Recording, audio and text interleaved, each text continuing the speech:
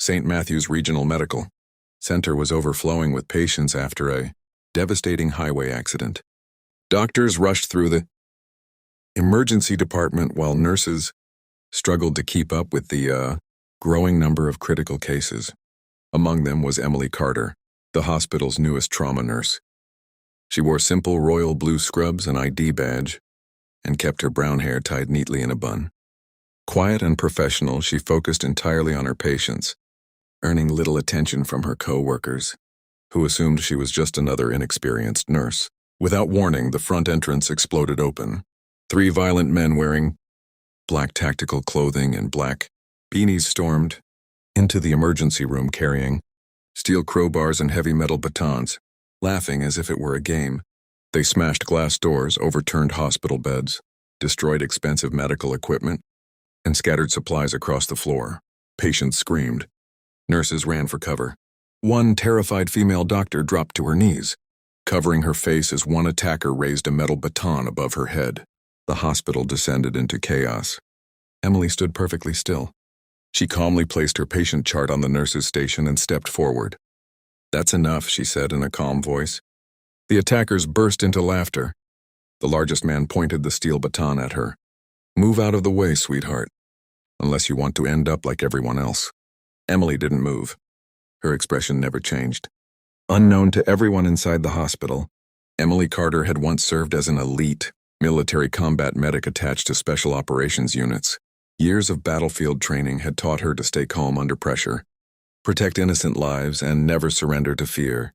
As the lead attacker charged toward her with the raised baton, doctors, nurses, and patients watched in horror, convinced the quiet new nurse was about to become the next victim.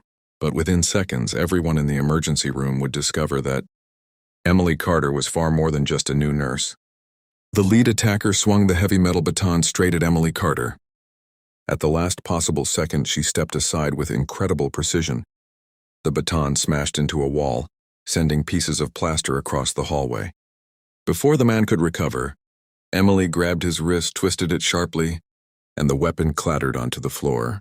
The emergency department fell silent. The second attacker charged with a steel crowbar, roaring with anger. Emily rolled an empty hospital stretcher into his path. He stumbled forward, and she used his own momentum to disarm him before pushing him safely to the ground. The third attacker rushed from behind, but Emily sensed him without even turning around. She ducked, avoided the swing, and sent him crashing into an overturned medical cart. Doctors, nurses, and frightened patients stared in complete disbelief. The terrified female doctor slowly stood, unable to believe what she had just witnessed. "Who are you?" she whispered. Emily ignored the question. Instead, she immediately checked an injured child, whose oxygen tube had been knocked loose during the chaos. "Get this patient to trauma room 2, she calmly instructed another nurse. "Seal every entrance and call hospital security." Everyone instantly obeyed.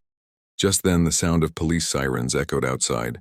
Within seconds, armed officers and elite Special Forces soldiers rushed into the emergency department. Leading them was a decorated 4-star general. He looked across the destroyed hallway until his eyes met Emily's. A proud smile appeared on his face. "Lieutenant Emily Carter," he said, raising his hand in salute. "I should have known you'd be the one protecting everyone." The entire hospital froze. Doctors looked at one another in shock. The quiet new nurse they had underestimated was not just an ordinary trauma nurse. She was a legendary military combat medic whose greatest battles had taken place long before she ever walked into this hospital. The 3 attackers were quickly handcuffed and escorted out of the emergency department by Special Forces soldiers and police officers. Broken glass still covered the floor. Overturned hospital beds blocked the hallway, and frightened patients slowly came out of hiding. Every doctor, nurse, and patient stared at Emily Carter with a mixture of disbelief and admiration. The 4-star general stepped forward and faced the hospital staff. "Many of you know Emily Carter as your newest trauma nurse," he began. But before she joined this hospital, she was Lieutenant Emily Carter, one of the military's most highly trained combat medics. She completed dangerous rescue missions alongside special operations teams and saved countless soldiers and civilians under enemy fire. The emergency room fell completely silent. The terrified female doctor whom Emily had protected walked toward her with tears in her eyes. "I thought I was going to die," she whispered. "You stepped in without thinking about yourself."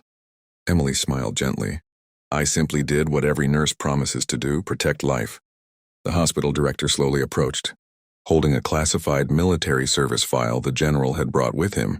Inside were medals, commendations, and reports describing Emily's extraordinary bravery during overseas rescue missions. The director looked at her in amazement. "You've been working here quietly all this time, and never told anyone." Emily nodded. "My past isn't important," she replied. "The patients standing in front of me are." Just then the police commander entered the hallway with new information. "The attackers have confessed," he announced. "They plan to steal narcotics, take hospital staff hostage, and terrorize the emergency department." Lieutenant Carter stopped them before anyone lost their life. Doctors lowered their heads in respect. The general smiled proudly. "Tomorrow," he said, "this hospital won't just celebrate a brave nurse. They'll honor a true hero." The next morning, the hospital auditorium was filled with doctors, nurses, police officers, military personnel, patients, and grateful families. News of the dramatic rescue had spread across the country. Everyone had come to honor the quiet new nurse who had stood alone against 3 violent attackers and protected an entire hospital. Emily Carter walked into the auditorium wearing the same simple royal blue scrubs she had worn the day before. She wasn't looking for attention, but the moment she entered, every person in the room stood and applauded. The 4-star general stepped onto the stage. "Yesterday," he began, 3 violent criminals believed they could terrorize this hospital and destroy the lives of innocent people. They never expected one quiet trauma nurse to stand in their way. Lieutenant Emily Carter protected doctors, nurses, patients, and children with extraordinary courage while refusing to let fear control her. The audience erupted into another standing ovation. The hospital director walked toward Emily.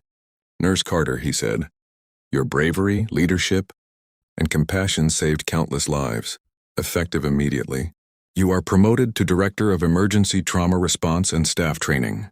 Emily accepted with a humble smile. "I never wanted recognition," she said softly. "Every person in this hospital deserved to feel safe. I simply did what any true healthcare professional should do, protect life." The frightened female doctor whom Emily had rescued embraced her with tears in her eyes. "You didn't just save me," she whispered. "You gave hope back to everyone in this hospital." Police officials later confirmed that the attackers had received long prison sentences and that Emily's quick actions had prevented a deadly hostage crisis. Over the following months, Emily trained doctors, nurses, and emergency staff to stay calm during dangerous situations. The hospital became one of the safest and best prepared trauma centers in the region, and many young nurses chose to join after hearing her inspiring story. Every evening, Emily walked through the same emergency hallway where chaos had once ruled. Now it was filled with teamwork, compassion, and hope. She never called herself a hero. She simply put on her blue scrubs each morning and continued, doing what she loved most, saving lives.